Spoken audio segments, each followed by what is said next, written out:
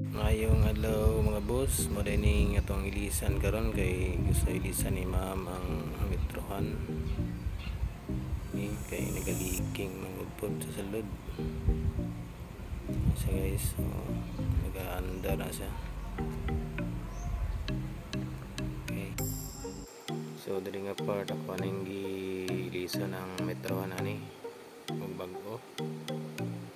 Kana siya. Diri nga part kay nagpuli ko og kanang gate valve, PPR gate valve diri sa win room number 4 kay dili mapalong.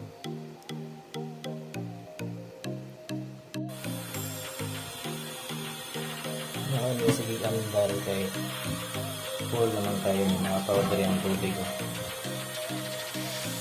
Mga powder is sobra ano kayo kay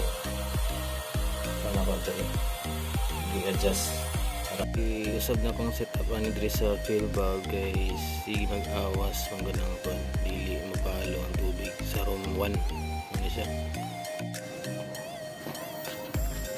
Okay na ni si room 2 nasa niya at August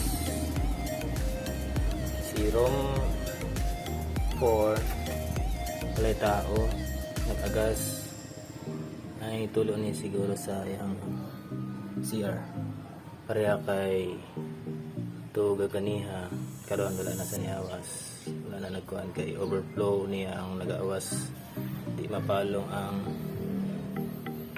valve niya sa kwan filler valve,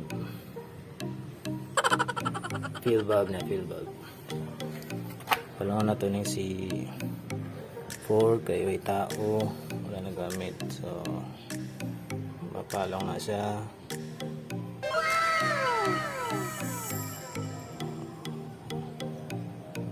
Napalong na kay gigipalong na ako kini naguna ni kay room 2 room 2 palong na siya, gilisan akong valve.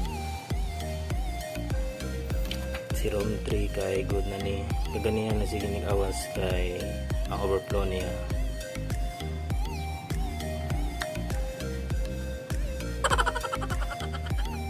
Overflow niya nag-under po kaya na siya katong sa mga dili mo flash nga kuan dili mo flash nga kanang flash bulb sa CR sa lower ground diri sa to kay kuan kanang high tide manggod mo nang dili sa mo flash, kung low tide mo flash na siya kung gitry karon low tide ron kay ni flash man siya pero pag high tide mo puno ang kuan puno ang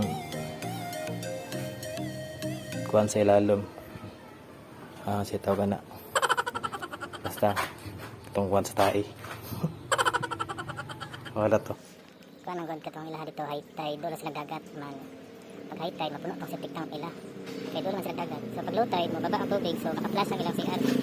Pag high tide patingala sila dili mo flash kay mapuno ng kuan mahugot lang tong tubig sa tangke matong dili mo kuan sa Thompson kung high tide. Pero pag low tide hunas taog